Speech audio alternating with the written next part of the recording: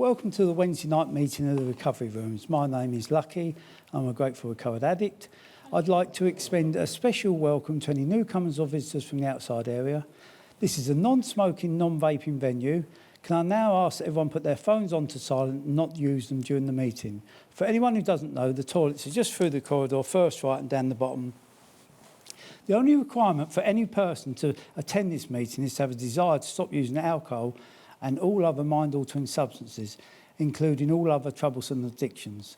The recovery room safeguarding policy, which everyone must adhere to, is that the meeting is a safe place for everyone and there is a zero tolerance for harassment, any form of discrimination or predatory behaviour. Anyone who breaks this policy is not permitted to attend the meeting until they change their behaviour. The recovery rooms has one sole purpose: to help alcoholics and addicts recover from the disease of addiction. The recovery rooms has its primary piece of literature, which is the Recovery Rooms Guide to Recovery, which lays out a 10-point plan of action on how to recover one day at a time. A lot of people in the recovery rooms have decided to work through the 10-point plan with a sponsor who is simply an addict who is clean and sober, has been through the work themselves. The suggested action plan of recovery is based on the spiritual solution to the disease of addiction. The recovery rooms has no opinions on outside issues. We do not wish to engage in controversy and we neither endorse nor oppose any causes. This is a speaker meeting. Each week, a different speaker is invited to come along and share their experience, strength and hope with us for about 20-25 minutes. And this week, John has kindly come along to share with us. Over to you, John. Thanks, Lucky. Thanks, Lucky. Thank you, Lucky. Good evening, my name's John and I'm an addict. Hello, John.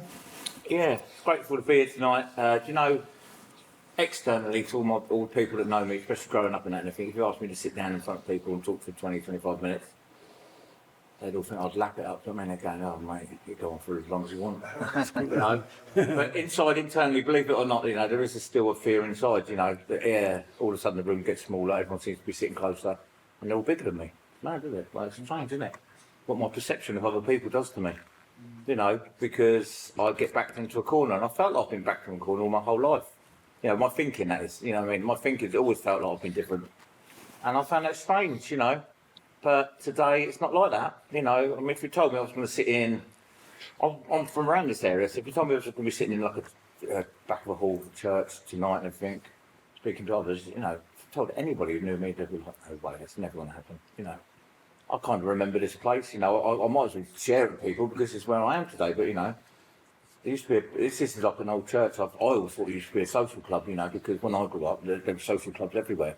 You know, every single building we used to go to my parents was a social club. We used to have a bar in it, you know, and there used to be the building next door, got an old nightclub, and I used to 20 years ago, I used to do ecstasy in there, you know, and now next door, you know, that's been bricked up now. I think it's by students, and now I'm in this room, you know, telling everyone I'm an addict, you know. Out there, you know, I can't believe drugs done that to me because drugs never made me feel that way, you know. I didn't know it was going to bring me to recovery. But you know, that's something I'll explain to you and why, you know, how it became that, you know, that dark. You know, I always call it dark because I live in the light now. You know, I've been dragged from that darkness, you know, and you know, I feel like I can breathe now, which is nice. You know, I always feel like, you know, that's one of the things I'm very grateful in the morning, for that internal peace and being able to breathe. You know, normally, you know, for some reason I always felt like a bit tight, a bit tense, you know. And again, I'd never share anything with anyone. I could talk for England, seriously, I can talk for England, but never about myself. Well, I could about myself, let's put that, let's word that definitely, not about how I felt. I mean, I could tell you anything about me if you wanted to, I mean, half it might be. I always tell people, I never lie, I always stretch the truth. You know what I mean? So, you know, we used to get away with things then, you know, I said, no, I don't lie. You know, I stretch the truth occasionally, but, you know, that's just me. And that's my comfort blanket, you know. Me talking externally, not shutting up, is my comfort blanket because it's deflecting the attention off me, you know, because then all of a sudden someone might say to me, I dread it if someone said to me, tell me exactly how you really feel. God bloody hell, mate, right? Right. My idea then would be, right, 2 minutes, I am off. You know what I mean? You know what I mean? Or I'll go and get them a drink. Here's your drink. I'm just going to go and get mine. Side door and I'm off. You know what I mean? I don't want to tell anyone how I feel. So, but what I'll do, I'll give you a bit of identification. I'm lucky, when I grew up, I'm a 70s child. And I was thinking about this today because I knew I was coming to speak. And I thought, you know, well, I'm actually happy for my childhood. Because I look at my eldest son, not as much, but my youngest son. And if I had to live the life they had to do today, I'd be a caged animal, I think. You know, I think before the drink and drugs came in, I think my life was good because I had freedom. I mean, I'm going to tell you a few things that I used to do when I was younger, and I think most people around my generation and especially my parents' generation could accept it. And if people heard it now, they'd be like, "What? Are you kidding me?" You know, and all I'm saying is, all I used to do is we used to like when the milkman delivered milk, when he used to go up to do like the houses behind the houses and everything. Me and my brother and my two friends, we'd jump in his milk float and move the milk float.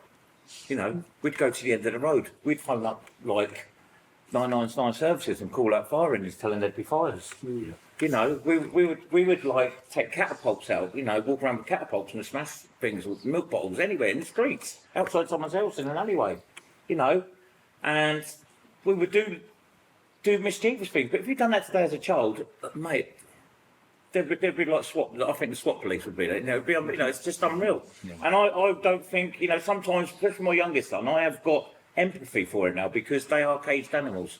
You know, he doesn't know any different. He's in his room most of the time because, you know, unfortunately where he grows up, it is a dangerous place. You know, he's 12, 13, and he does not get nowhere near the freedom. I mean, I've got to be honest with me. I don't know if I was partly the problem with my brother, but when I was out with my brother during the summer holidays especially and everything, and if we went home during the day, my mum would go, "No chance. How to get?" You know, well, you're not sitting indoors today. We're like, "What do you mean you're not sitting indoors?" You know, no, your dad's at work and there's no way whatsoever you two, because it's holidays, are spending any minutes indoors. I said, "What about if it rains?" She went, "Well, that house has got an alleyway and you can sit in the alleyway." And me and 3 other friends had to sit in the alleyway. We wasn't allowed indoors. You know, and I appreciate that now because, to be honest, if I got indoors, I'd want to get thrown out anyway. You know, when I used to get grounded, I remember I used to get grounded and it wouldn't work. So after 10 minutes, my mum would go, "Get out." Like that, "Get out. I don't want you. You're annoying me." You know what I mean? You know, and that escalated into school. I remember getting suspended at school once, and I'd take my mum to club with me. Never told my dad anything because he worked too many hours.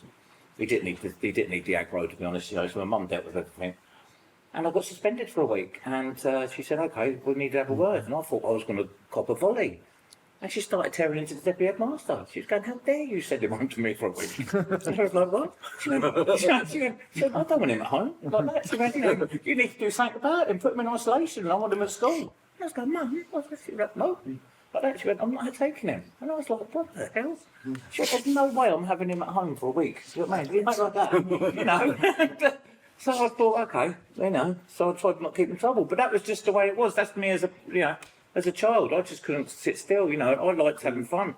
And I literally thought about that this morning, you know, and that's why, not like my youngest son's mum, she's a bit more full on, which I understand, she does her job, but I am a bit more empathetic. I'm thinking, God, mate, if I had their life now, I think my progression, my illness would have kicked in a lot earlier, you know. I think my behaviour growing up to the age of 13 or 14 was my drink and drug. You know, it was my adrenaline, you know. I identify as an addict, but you know, I always share this. I'm not just addicted to drink and drugs. I'm addicted to anything, anything that changes the way we feel. But it's excitement. I think it was most of the time. Yeah, I mean, excitement. You know, always thinking every time. You know, even when I used to steal stuff and everything like that. Like, I remember we used to do like little shoplifting, like chocolate bars and everything. But me and my friends would convince ourselves we were getting chased by the police. Even if the police weren't, we'd run and we'd hide behind corners. The police are coming. Do you know what I mean? Like the police are, you know, and it's the excitement. You know. Never for 1 minute ever wanted to get caught, but the excitement thinking we might get caught. It was like, that's the great bit, you know. I mean, we've got nothing no more, we've had the chocolate bar straight away, you know, thrown the wrapper. You know, I've probably got more, you know, we've got more chance of getting done for littering now. You know what I mean? Like, so, you know, it's true. You know, that's how life's changed, but it became apparent to me. Well, I always remember around about the age of 13, 14, it started to change. You know, the excitement went, I got a bit older. Didn't really like school anymore. You know what I mean? The older kids were kind of leaving school. My sister's age was a couple of years older. They was all leaving school, and I was thinking, oh, I don't really want to be here as well. Started hanging around with them. They started smoking, and I only smoked at school, believe it or not. You know, I did a bit further in my life when I got addicted to some Class A's, but you know, I really smoked at school, so that proves like, you know, that proves what I was as a child. You know what I mean? You know, I was really very sporting. I liked my football. I was addicted to football as well now. You know, everything, my whole life involved around football. You know, everything. You know, the Panini stickers, you know, the football results in the back pages, you know, like on a Sunday. Because back then, all football, you know, don't want to ramble on, but all football was on the same day then. So on a Sunday morning, you'd have every football result. And I wanted to know I wanted to know everything. All the goal scorers, the attendance, I was obsessed with football.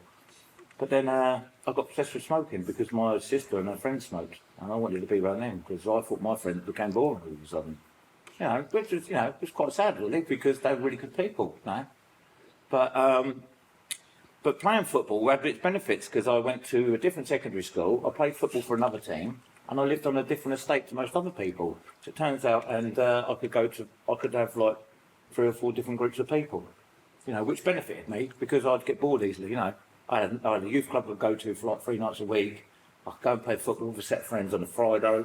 And then occasionally, my school, the only benefit school I went to a boys' school when there was a girls' school down the road, which we got on well with. They would have parties, so I could take all my council estate friends, as we called ourselves, to the posh parties, which my mates loved me for that, so I became very popular. So I've somehow ended up at grammar school, which was unheard of where I come from, but to my friends, that was great. Because we were going to parties and at the age of 15, we was going into houses that we were just like, wow. They'd only be like 4-bedroom houses, but to us, it'd be like, what? We thought we walked into a mansion. You know what I mean? Our council estate was great. We were like, oh my God, they've got 2 bathrooms, mate. And there'd be 2 cars on the drive. And back then, that was rare. My dad had a car. But, if you went to like the other side of Canterbury, if you saw a house with 2 cars on the drive, it was like, oh my God, mate. Can't believe how rich they are. The mum doesn't work, she drives her own car. It's just amazing. It's amazing. And then the problem was, though, that we wanted what they got. So that brought out another side to me then, do you know what I mean? So we started seeing things in these houses, and as you can understand, I started like getting into thieving a bit, really, But it turns out I was very good at what I'd done. And that's not good at I wasn't good at thieving, by the way, do you know what I mean? I was good at manipulating. So I was always made sure that when I was thieving, I was stealing with people, I always made sure I had this demeanour about me and a character about me. So if anybody did ever get caught, and then they had to do like the process of elimination, my name was never brought into it. Or it'd never be, it'd never be John. No chance. You know what I mean? He's a lovely guy. You know what I mean? We've known him for a few years now, don't we? Because I spent all that time manipulating people, because I wanted people, because I knew the end goal was going to be, whether it came to stealing or taking money off someone or, unbeknown to me, my addiction had taught me that I was in it for the long haul, even though I didn't know it. So I was always, my head has always been planning the consequences to an extent. Do you know what I mean? Until it didn't. Do you know what I mean? Because the drinking and drugs in the end just took it to a place where it spiraled out of control, and I lost all control. But at first, I could control everything, and I felt, that felt good. It really did feel good. I mean, the drink and drug situation, it was the same as probably most people in there. It was alcohol first. My first ever drink was a bloody Tenant Super. If you know what Tenant Super is, that's not the best drink to have first, I remember drinking a can of that, and I remember waking up with my mum with a cold flannel on my head, with a bowl there. Never again. And then a week later, me and 3 mates, we went and got 4 cans of Tenant Super, and we drank it again. Then it went to Puff, then it used to be called. I know there's weed now, but there was no weed when I was about. Just, it was just cannabis, you know what I mean? And then it became ecstasy, which was, I loved party drug, speed, because there was no cocaine about really at a certain age for me as well then. The only people I saw doing cocaine was on the front of the newspaper. They was either a football player or an actor or actress, when they showed it, it was like, how much? Like that, it's ridiculous. My dad, I always remember Dad told me, he went, I don't even earn that a week. You know what I mean? Like that. I think that would be like for a gram. And I thought, like, bloody hell, mate, we go, imagine being that rich. Not imagine being that rich, have their car. I used to sit there with my brother and we used to go, imagine being that rich that you could do that drug. Do you know what I mean? That was my thinking. Not about he had a nice, whereas like, someone else would go, cool, that's a nice Mercedes he's got there. I'd be like, imagine being that rich that I could do cocaine. It's just like, I just thought differently to everyone else. And that's how I always, that's how I believed it was. So I flipped about in jobs, a lot of sales, as you can imagine. I was good at sales. I found it very easy, again, like very good at mirroring people. They always wanted, if they wanted to hear, I always like, I always believed that they can hear what I want them to tell them. And if they don't, I can actually give me 10 minutes with you and I'll end up telling you, I'll end up convincing you it's a good idea anyway, And if it ain't, as long as I get my part, as long as I get my commission, my bit of money, I'm out of there anyway. You know what I mean? So I'd leave, you know, I'd move on from job to job like that quite a lot, especially though I've done double glazed salesman for a while. That was just ridiculous. You know what I mean? It was fun though. It was fun. But then the drinking culture came in a bit, you know, and I had a son about the age of 23, and after 2 years, you know, my son got taken away. Well, not taken away from him. Him and his mum left me, and that gave me a green light then for the next 9 years, 7 years, should I say, because I didn't have no consequences, you know, and it got very, very, very accelerated. Like my drink and drug using it accelerated very quickly. But when he got to 9, just to correct age of 10, his mum phoned me up and said, like, can you take your son? I ain't seen him. Like, I've only seen him once or twice in 7 years. You need to have him for a summer holiday. And I was over the moon. I said, yeah, I can't wait, like that. So I had him for 4 or 5 weeks. And then I phoned up his mum and said, look, you know, I'm ready to send him back because he lived in Ireland. And she said, I don't want him no more. You have him. I was like, what? I was like, you have him. I thought, oh, okay. So I've heard it from other people in the room before. I thought, well, I'll do the right thing. You know what I mean? But I can't live in, you know, I can't live in Canterbury because I'm doing too many drugs. You know what I mean? I'm dealing drugs. You know, I'm using. You know, I work here and everything. So my sister said, well, listen, how about coming to move over to where she lives? You know, Ashford, 20 miles away. I said, well, will that work? She said, well, no, yeah, of course it is. She went, you know, that gets you away from everything. You know, the moment you're away from everything, everything will be all right. I went, okay, no worries. So they got, you know, fortunate to get a house in Ashford, but about 3 or 4 weeks, life was good. And then I just remember taking my dog out for a walk one day, and then I could smell through a window, I could smell a bit of weed. So I just went and knocked on the bloke's window, and door, and I said, have you got any weed for sale? He went, yeah. And literally within the next, this is how progress of my illness, and not just my illness, and my dealing, because I wanted greediness, really, came into. Within 6 months, I was dealing weed to the whole of the state. Because I was always one of them people, when I bought drugs, I didn't want to buy drugs, I didn't like buying drugs. I was always like, well, there must be a way not to buy drugs. And my mate told me once, there is, you're a dealer. And I was like, okay, I'll do that then. You know, no consequences, no one, you know, sometimes I never thought, oh, well, what about, you know, if the police find out, you mean, or you get raided. Some of my friends used to say, oh, so-and-so's just been raided, and I didn't care. I was always like, mate, I'm making so much money, it's all right, I don't care. But it was not about the money at first, it literally was, I didn't want to pay for them. Do you know what I mean? Because I wanted more than everyone else. And that was good. That was good for a time, you know, it was good father through it all, but unfortunately after about 2 or 3 years, I got introduced to, I'd done cocaine in the past, but introduced to cocaine. And then that's when it spiralled out of control, to be honest, because I always remember my brother, not the dealing weeds any good, he said to me, he goes, do you like cocaine? I went, yeah, he went, do not deal cocaine if you like cocaine. And why was that? He said, because, I said, but I smoke weed, don't deal weed. He went, there's a massive difference, profit and loss and prices. He said, I said, really? I said, it can't be that bad. Like that. And I found out after about 6 months, it is very bad. But it didn't stop me. It did not stop me. It did not stop me. I've heard in these rooms it's progressive illness. If it had happened overnight, I would have stopped, picked up the phoned Frank back in the day, and I would have said, look, I need help. It didn't happen overnight. It took about 4 or 5 years. It happened very, very slowly. And it got dark. I mean, I'm going to fast forward it a bit because where it took me to is I lost my house. My son is now 25. He comes home from working in London all day, scaffolding, and the house had builded up. And he said, what's happened here? I said, we haven't got else living. I said, we've been evicted. He said, what do I do? I said, you're going to go and have to live with your sister. He said, well, what are you going to do? I said, I'm all right. He said, are you really all right? And the reason I said I was all right is because when I was getting evicted, I kept thinking about, I ain't got to pay this month's rent, have I? And I had £600 off my shirt pocket for that month's rent. And I thought, well, I ain't paying that. I've been evicted anyway. So that was my quick fix. So I was all right for the next 72 hours. You know, that was, you know, that's an addict. That's all I was worried about. The next 72 hours, I wasn't worried about nothing else. So they went, okay. So, and it just, and then it got dark. You know, the people got involved with, you know, I'm not going to go too much into drug dealers and everything like that, but they're really good people when you work for them. But apparently when you own money, they're not really nice people.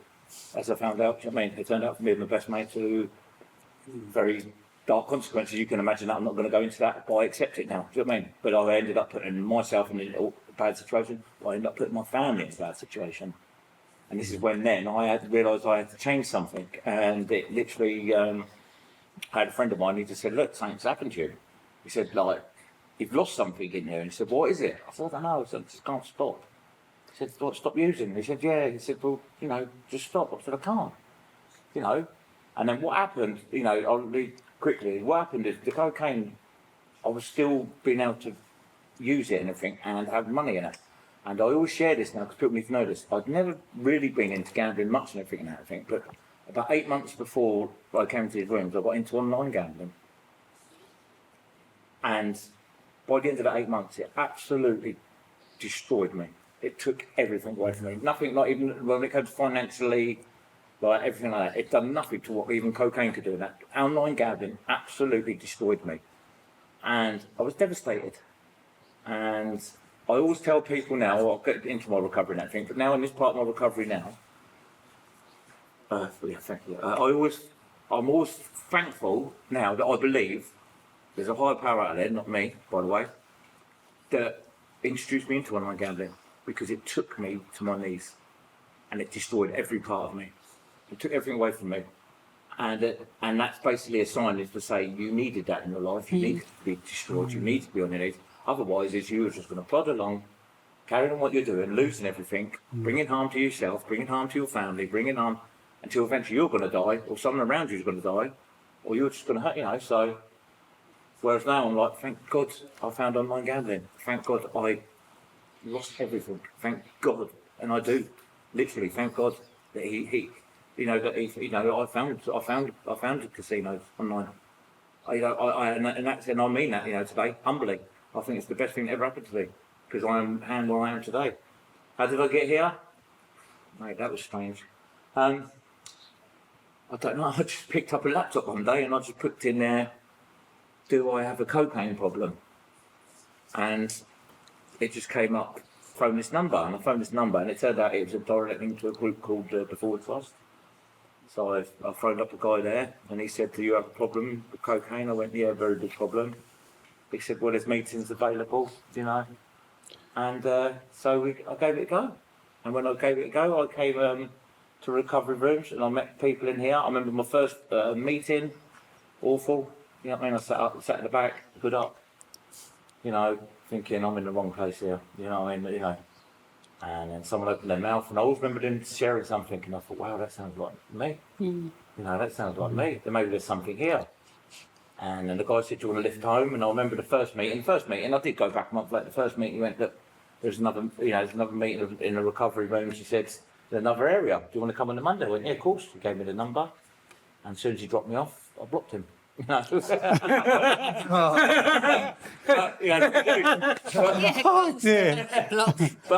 unbeknown to me, he sat in his van and watched where I'd gone. I watched him go down there, everything. And on that Monday, he turned up. But the house I was staying at. I tapped him there, 6:30. Good mate. We're going to a meeting. Wow. I said, how do you know what I did? He went, I knew what he was going to do. He said, you blocked me, didn't you? I went, no. Because I like that. And he took me to, that, you know, back to the recovery rooms. And I've never looked back, to be honest, you know. It was difficult at first, but what I realised is that I had a drink and drug problem, but what I realised very quickly, when these rooms and the 10-point plan and the recovery book took that away from me, the drink and drugs, I realised I had another problem, and that was me. You know? Yeah. But you know what, I was glad I found out the problem was me, because it actually started making sense. I always share that my life was like a dot-to-dot book and everything, and once I came to the recovery rooms and spoke to others, like myself, you guys, and other guys in the other recovery rooms, the addicts, my life started making sense. The dots started joining up, and I was realising that's why I was like them. That's why I behave like that. Now, you know, and it made sense, you know, and that's all because of it, you know. I do work hard at it because I worked hard at using, you know, and I always share that with people, you know, and someone else shared not so long ago in other groups, and I'm the same as that. And I think I remember I put the same amount of, if not more, into my recovery, especially in these rooms, than I do to my using, because I have to. And this is the only thing I've ever tried. When first I walked into the recovery room, it worked for me, so I've never tried anything else. There are other options out there, I believe, this worked for me. I'd never take my foot off the gas, as it's always said by everyone. I never do. Never take a backward step.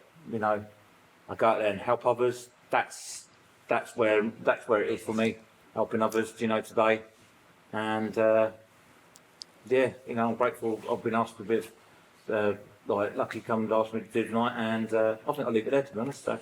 Oh, thanks, John. So we'll now open up the meeting for general sharing back with John, or depending wherever you are on your recovery journey, and we limit the sharing to about 4 minutes per person. Thanks, Lucky. Thanks, Lucky. My name's Ray. I'm an alcoholic. Hi, Ray. Oh, thanks a lot. That was very refreshing to hear. I like a bit of humour, you know, and it's. But you know, you want to know why you stop. You drink and use. Stop drinking and using, then you'll find out. You know, because I always say, take the alcohol out of the fruitcake instead of fucking fruitcake, and that's what I found out. I was still mad. You know, you take the drink and drugs out of me, I'm worse because you know, I'm just. Because once I start, like we said, you know, once I stop, I can't stay stopped. You know what I mean? And once I start, that's it, it's over.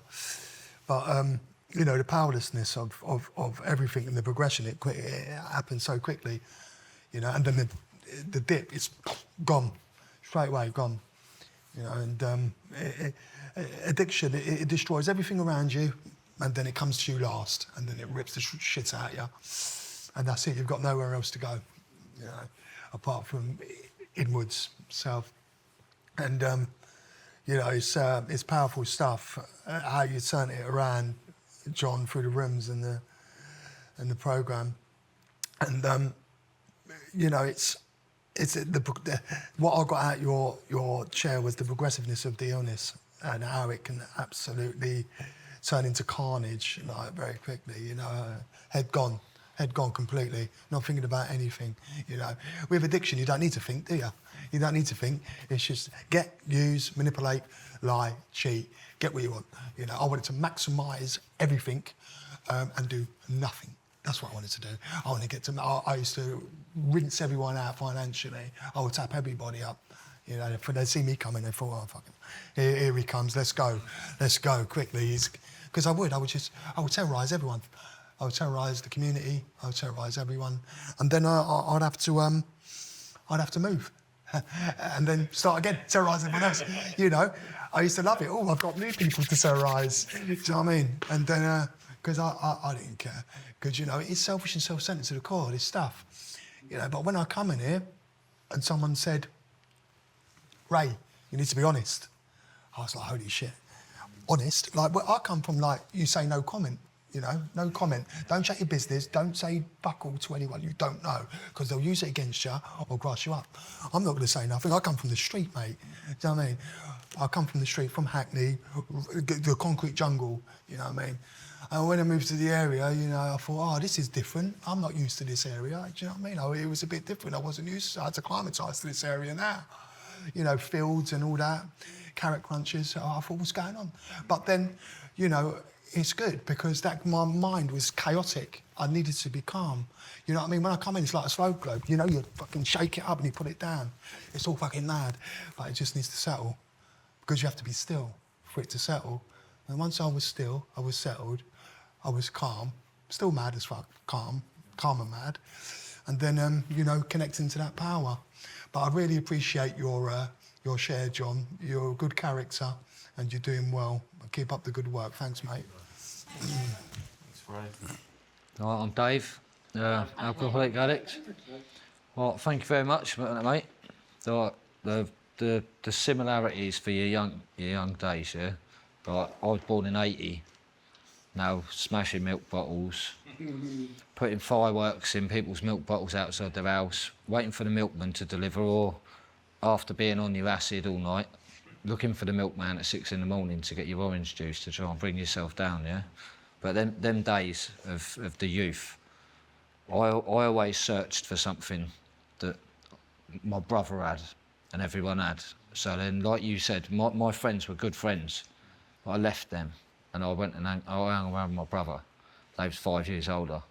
I took one of my mates with me and we just got hammered every day. We'd go to his house at lunchtime, on the bong, and it progressed, and then we'd start doing this. And you're saying about cocaine. Cocaine was a rich man's drug, bruv. Yeah, but my mate, he got a £6 payout when he was 18, so I would have been about 13, and he bought loads of the stuff, and it was like, wow, man. Like, I didn't get addicted to it then, but it was good. I enjoyed it, but I was addicted to it was more puff then when you used to drink tea. And then it went to alcohol. But just going back to the childhood, yeah, there's similarities of what you're saying, of manipulating to get what you can get, yeah. But now I was the maker. We got expelled from school, then we started working, and all my workmates, we all worked at Tillman's and Salads. Terrible job, yeah. But at the end of the week, I'd be ticking them all puff, yeah, giving them whatever they wanted. So on a Friday, go to NatWest, get our cashier's check. I'd do mine first, and I'd get all their money off them. And then I'd do the same again. Now, I don't see if I'd say it might be manipulating, because I'd be like, yeah, just take some more, take some more. As long as they'd done the hours, yeah, I didn't care. And then, for me, I went on from that to search for more, yeah, more and more. And I wasted my life doing that, yeah. Like, I should have a mansion somewhere, yeah. What you said, with 2 cars on the drive. Now I've got my own house. I've just got to get the driveway put in. But I've got to wait for my uncle to die before I get it, yeah. And I said to these earlier, which is a complete joke, yeah. I will not do this. I was going to put an hose pipe through the letterbox, like, to try and get rid of him a bit sooner. But no, that's a joke. But I've got a lot to look forward to in that side, yeah. That's my nan and granddad. Their work ethic, yeah. That house bought and paid for. That's been left to me. But I've got to wait for my uncle to pass. Now, I've always had that structure. I've never asked no one for nothing. I've always been the one people have asked me. Now, I went 3 years depressed indoors. I've come back out into the big wide world, yeah. Crazy. I go to the pub nearly every day to have a J2O, game of pool. Like, I was in hospital. I've got a stoma on my belly, yeah. So I lost my whole bowel and half my stomach from drinking. And I thought my life was over. Left the hospital. First place I went was a pub, J2O, just to prove I could do it. Spent 2 weeks being crazy, and then went home and got depressed for a year. Not many of my mates were around. The ones that used to come round when I had a fridge full of beer or a big bag of cocaine, yeah. There's 2 or 3 people, yeah, that have been there, out of, I don't know how, they're acquaintances now, yeah, they're not my mates, but the searching for the next thing, yeah, I searched for it, but I had it, yeah, I had wherever I wanted, I had thousands and thousands and thousands, and then in the end I got with someone who was a cocaine addict, so I didn't really like the stuff, and then I started doing it, and started doing it more. And I used to hide money in picture frames, CD cases and stuff, yeah? It'd be like £50 notes in every picture frame. So I'm going around the house, ripping them all apart, looking through all my CD cases. And then I ended up with nothing, because I spent it all on cocaine, and it was absolutely ridiculous, yeah? And it's just, it's a destroyer, totally destroyer. And the 10 points, yeah, of doing that, getting off everything. Oh, I'm proud of everyone here, yeah, and I always will be. I talk a lot. I've got a lot to say, yeah, and I will say more. But for now, thank you. Thanks. I appreciate Cheers, that. Dave. Cheers, mate. Thanks. My name's Bert. Robert? Hello, Bert. I'm an alcoholic. Hi, Bert. Thanks, John. Yeah, it's good to hear you. It's really good to hear you. And it's good to see you there. Amazing to see you. And I don't know when I first met you. It was a very long time ago, though. Very long time ago. And that story is amazing. It was just like, just brought back so many memories of the old days and that. Yeah, and that crazy life that you had. That, you know, you was this grammar school kid, and then you was this like, you was from the council estate. You knew the nutters, you know, the travellers, and then you was going to these posh parties at the weekends. It's quite surreal. And you came across like that. You came across like quite smart and that. I don't think I could believe that you actually came from where you came from when I first met you, because I knew you went to that school, and I thought, there's no way. Where's he from? He's from out. You know, he's from. Where is he? He's not from up there. And Yeah, you were. And then, it's good to see you. I mean, you're in the right place, I guess, by the sounds of it. Who'd have thought it, though, gambling of all things. I never got into that. I remember everyone in the pubs and that playing on the fruities. And I still am a bit slow at times. And how do you work that thing? You know, it's like, because all these lights and that, and you had to be really on the ball. And I wasn't on the ball with the fruit machines, but I could see kind of how addicted and how it can charge you up when you're in the pub. And I like what you said about the adrenaline as well. When you kind of had that adrenaline when you were 13, 14. That's what we had. I had that. I mean, you had football. I think I had skateboarding. I was a bit against football because I don't know what it was about football. It kind of pissed me off because everyone liked it. And everyone talked about it. And anyone who spoke about football, I just felt angry. I wanted to fucking beat them up. And because it was, I don't know if it was the rebel inside of me, because football was the working man's thing, and I wanted to be different. I am not in football. No, fuck it. I'm getting a skateboard. See ya. I'm off on the skateboard. That's it. You know, I don't know if that was a form of isolation, but it was definitely a form of adrenaline, and it gave me, for a good few years, it gave me a lot of fun. And then, just carried on for me. But good to see you. Thanks for everyone being here as well, because without you lot, there wouldn't be a meeting, and that's why I'm really happy to see people that are here that can, especially like yourself, you sharing your experience, which helps me, and it helps a newcomer, and I've been around a few days now. I'm not drunk any alcohol today. That's the main thing for me. It's one day at a time. That's when I used to come around these meetings. All I used to hear was like, oh, it's one day at a time, one day at a time. And I got that because I used to hear that in other circles, in pubs. We used to have a joke around about alcoholics, or they're on the wagon, one day at a time. And then I heard it in a meeting. I thought, yeah, I've heard that before. But what's one day at a time? And I never really got one day at a time for a very long time. It was really about what they call mindfulness, really. It was about mindfulness in the day. You're not guaranteed to be here tomorrow. I'm not. So why am I making up these stories that I'm going to be here tomorrow in my head? Because I'm not. And what happened yesterday, it's nothing to do with me. It's gone. It's a mystery. That's it. And that made it really easy for me because I realised there is only today. There's only today, and that's all I've got to worry about. That's all I've got to worry about is today. And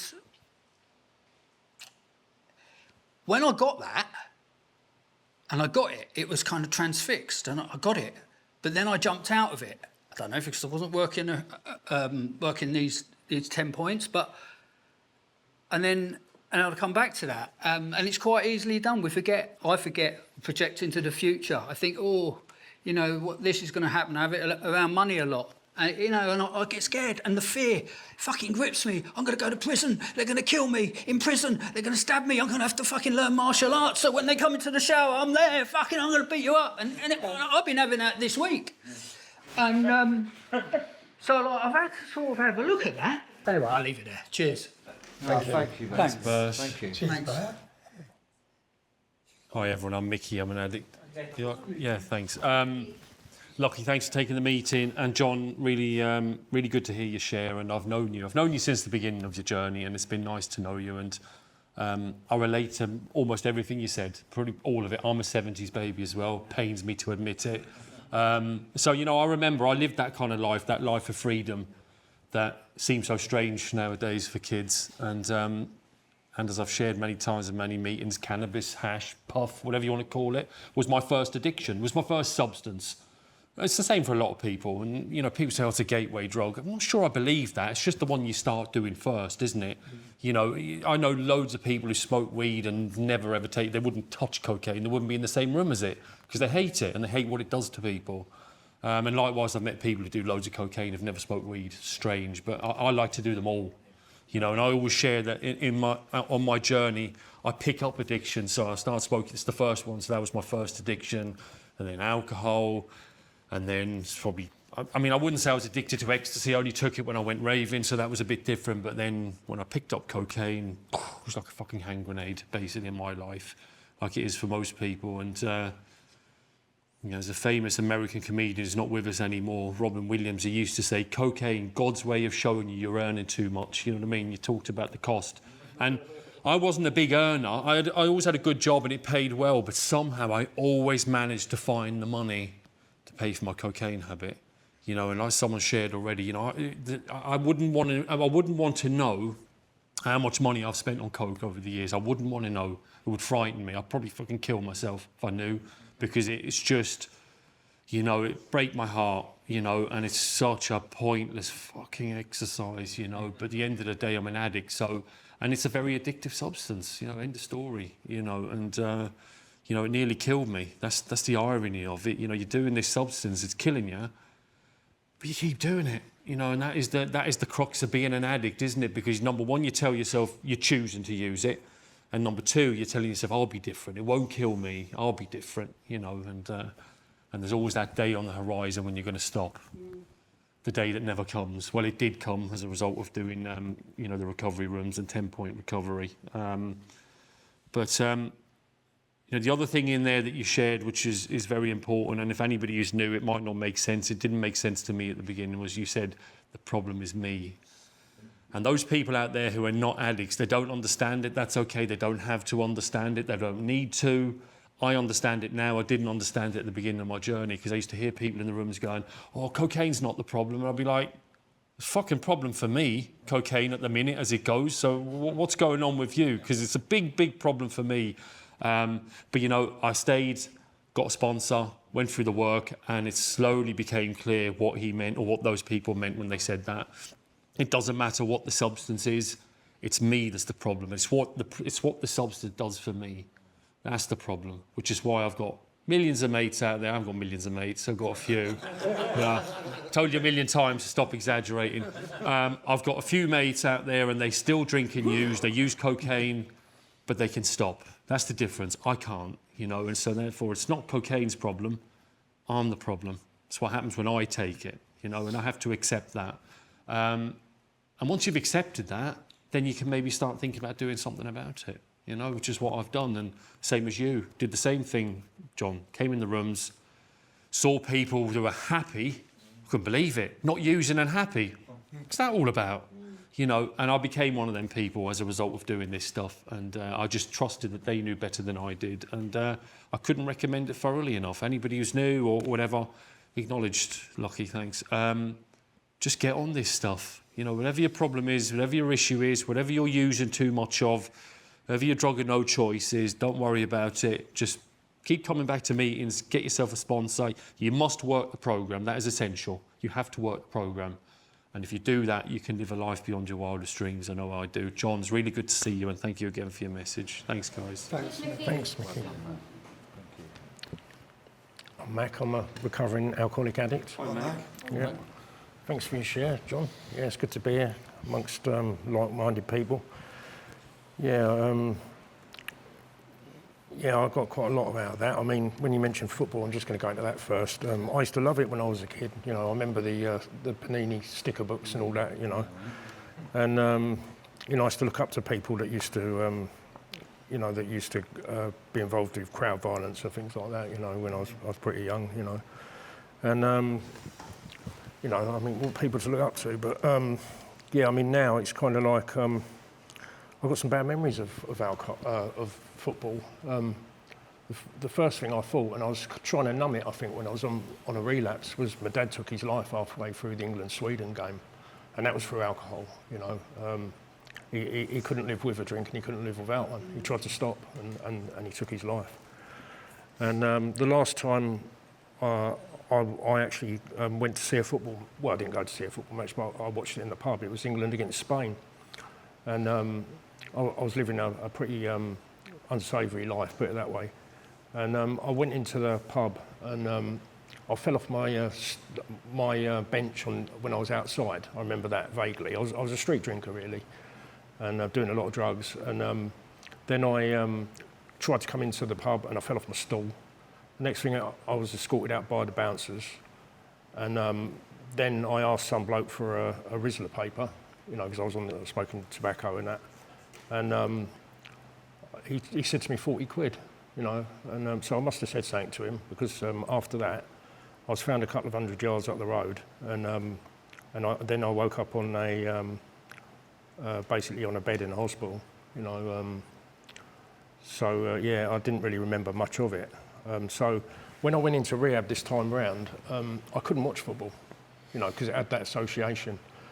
And I'll be honest with you, I couldn't watch anything about romance or anything like that, because I'd split up with my missus as well. And they was all watching all this stuff, you know, and violence and that as well, you know, like on the telly. And I thought, this isn't going to keep me well, you know. And I'd go in there and they'd all be talking and they'll be watching, like, it might be some big robot beating the crap out of someone or something like that, you know, like a modern day thing. And I'd just walk out, you know what I mean? I just couldn't handle it. But I literally, it could be a song, it could be anything. I was just bursting out in tears because I was so broken. And so I pulled myself away and I did the work, you know. I did the 10-point program, you know, and I got to meetings, you know, and I shared. And slowly things have got better, you know. I am able to watch football now, you know. I'm able to watch things that have got like romance in them and stuff like that, you know, to some degree. Yeah, I'm not so broken now. I'm getting a lot better. But yeah, I mean, yeah, when I was younger, I used to fight a lot because I used to box when I was younger. And my dad's attitude was if anybody in the neighbourhood had a problem, he'd have a big box of boxing gloves. And he'd say, you know, put these on and sort them out in here, you know, and that's how he taught me to sort out my problems, you know. And I remember going out for runs as well as part of the training. And there's quite a few people I'd given beatings to because I didn't sort of set out to do it, but I knew it sort of pleased my dad, you know. And but at school I was getting sort of reprimanded and that, and having to write lines and all that sort of thing, you know. So it was like I didn't know whether I was coming or going, you know. But break times, or we used to be called play times then, you know, would be either me fighting or kicking a ball about, you know. They just chuck the ball out and it'd be on concrete and they'd just say 6 aside or 5 aside or whatever it was, and we'd just play the whole time, you know. And that was a distraction for me, you know. I used to love football. I didn't used to like fighting, and I discovered, I discovered cannabis, and it sort of mellowed me out, you know. This was after solvents and all that and alcohol. But it didn't last long. But yeah, it just took me to some really dark places, alcohol and drugs. And some people say relapse is the best thing they've done. But when I came back from my relapse, I ended up with cirrhosis of the liver, you know, so it wasn't the best thing I've done. But I'm really grateful to be here. Thank you all for keeping me clean and sober. I'll leave it there. Thank you. Hi everyone, I'm Holly. I'm an addict. I'm grateful to be here today. John, thank you so much for your chair. Yeah, even though we've got totally different stories, I related to so much what you said. That's because I suffer from the same thing as you. You know, one is too many and 1,000's never enough, isn't it? Just always want more. Always want more. Yeah, chasing something that I'm that's never gonna fulfill me. We're fighting a losing battle already, aren't we? But yeah, it takes us years to recognise that, didn't it? You said that you was addicted to excitement, right? This is me. So I'm a few years in now, and I was at my mum's yesterday, driving back home towards mine, and then the traffic on the motorway on the other side, I'd seen like a lorry was on fire or something, and me in the excitement, I feel like I'm in the middle lane. I should shout out to all the parked cars stuck in the traffic on the other side, it's because the lorry's caught fire. You know, like things like that excite me because I think like I'm helping people, and that's me clean and sober. I'm just nuts, aren't I? But yeah, things that change how I feel. Yeah, you spoke about being grateful for your gambling experience, you know, and I believe everything happens for a reason, and all of the consequences, you know, externally, everything I lost, parts of me inside that I lost, that died off, the deterioration of my health, physically, mentally, emotionally, all of the, you know, people robbing me, people beating me up, all of that, I am grateful for them things happening to me because, you know, it pushed me through the doors, you know, of the recovery rooms and got me to start working this 10-point programme. If none of them things hadn't have happened, I'd still, I would probably be dead by now. Yeah, absolutely. So, you know, I really relate to that when you said how grateful you are for it. And there was something else you said as well. You know, because it goes through our mind all the time, doesn't it? Whenever we hear people, we're like, oh, I must share back on that, I must share back on that. And then when it comes to time for sharing, like, yeah, it's just gone, isn't it? But, yeah. And you, as a kid, your mum not even wanting you at home. Like, before you've even put drinking drugs in your body, there's something wrong with us. There is something wrong with us. Like, before the drugs and alcohol even come along. So when I say there's something wrong with us, it's us. That is the problem, like you said.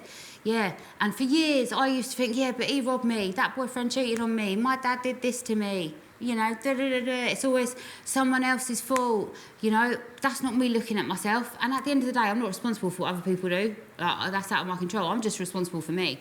And if I make a decision where I want to live today, it's me that's got to fix me. No one else can fix me. No one else can fix me. And, you know, we've got to start being honest. And I never used to know, like, that I was dishonest. What? But, like... You know, I'd do something stupid like break the bloody Hoover, and then I'd lie about how the Hoover got broken. It's my Hoover, you know? No one cares how my Hoover got broken. It weren't like I broke someone else's Hoover, but I'd lie about shit like that. Like, yeah, it's just mad. We're just really, like, crazy people, aren't we? And you said about, you know, working it every day, keeping on putting that effort in. Do you know what? I actually get enjoyment out of being in recovery. I get enjoyment out of being here with like-minded people, my fellows. The amount of unconditional love that's in the rooms here. You know, the normal people out there, they don't have that. Right. They don't have a design for living that's going to get them through whatever life throws at us. They don't have unconditional love and people that will, you know, go to any lengths to help us, to do things for us. I know if I'm driving home today and my car breaks down, I could ring any one of you lot and you'll come and help me. Absolutely, I know that. You know, someone like my mum don't have that, my sister don't have that. They'll have to sit there for 6 hours waiting for the AA, wouldn't they, or something, you know? But, thank you for sharing your story, and also thank God for that person that dropped you off and come back on the Monday and knew. Because do you know what? You can't kid a kidder. And I see it as well, and I'm like, yeah, well, thank you. You know, and I would just, you know, I've seen it, and I'm like, yeah, that's what I would have done. And like, because you can see it. We can see our old self, can't we? And that person, yeah, coming back and getting you. And then you're like, yeah, block, huh? And our realness thinks we've got one up on them. I'll show him. Yeah, you showed him all right, didn't you? You showed yourself. Yeah, but, we're such a funny, unique bunch of people, aren't we? But, thanks everyone for making the meeting possible. Thank you for letting me share. Oh, thanks, Holly. Yeah, lucky I just wrapped the meeting up. I could relate so much, John, seriously. I mean, I think the world has changed so much, you wouldn't be able to explain it to a young child. You wouldn't be able to explain, you know, pre-internet, you know, we just had cash, you know what I mean? It was all coins and notes. And I remember, like, getting a £1 note and thinking, oh, like I'm king for the day, do you know what I mean? And if you ever got a fiver, wow. Do you know what I mean? No, it was amazing, wasn't it? Do you know what I mean? I saw banknotes. I'm like a 10-year-old kid going, my God. I wanted a John Ball printing press. Seriously, I went, I'll get one of them, I'll never have any problems. And... yeah, I got in loads of trouble at school. It's interesting because we were rogues, really. Yeah. See, there was no knives or guns or, you know, I used to play knockdown ginger. I used to, you know, shoplifting. And you talk about football, and that football was so different as well. Do you know what I mean? Football was so different. I was born in Haringey, where Ray comes from, and I was Arsenal, do you know what I mean? And it was such a different thing. The whole game was different, the world was different, and, you know, I think that really in today's world, people have lost out in many respects. I know technology with the advancements and all that, but I think a lot of ways things have gone backwards. Things, you know, society and other things have gone backwards. Obviously, there's a balance, I guess, but yeah, it took me back to my childhood. And my childhood was carefree. You know, the local copper, he had a push bike. That's what he was up against, do you know what I mean? He was the enemy, and he didn't care in any case, do you know what I mean? And the first time I went to a pub, the landlord that owned it, he used to see me in my school uniform, standing at the bus stop waiting to go to school, and then serve me drinks in the pub. And it was not a problem, do you know what I mean? He didn't have ID and all that. No one knew about all that stuff, but, you know, the world's changed. But thanks for coming this evening. I've really enjoyed it. I've wrapped the meeting up because of the time, but, I really enjoyed listening to you. Thanks very much. You may have heard talk of a sponsor this evening. If anyone is prepared to act as a sponsor, please can you raise your hand? To prove that the Recovery Room's Guide to Recovery works, will anyone with 50 days of recovery please raise your hand? And if you've got a year of continuous sobriety, please leave it up. And I'll now hand the meeting over to our Literature Secretary, Holly, to tell us about literature. Thank Thanks, Lucky. Yeah, I'm Holly. I'm a grateful recovering addict. So the Recovery Room's Guide to Recovery, our 10-point plan is in here. This is the book that we work from. So anyone who's new or in your first 100 days, please come and see me after the end of the meeting. And I've got this to give you and some leaflets that will be of use to you as well to help you. Thank you. Oh, thanks, Holly. I'd like to thank everyone who did service in the meeting this evening, as well as everyone for attending the meeting and making the meeting possible. And finally to our chair, John. Thanks, John. Finally, I'd just like to end the meeting with our closing reading, which says, "Please God, as I understand God, guide me in all and let me live in the present moment with a heart full of gratitude for all I have." And we hope to see you again next week. Thanks. Thanks, Lucky. Thank you.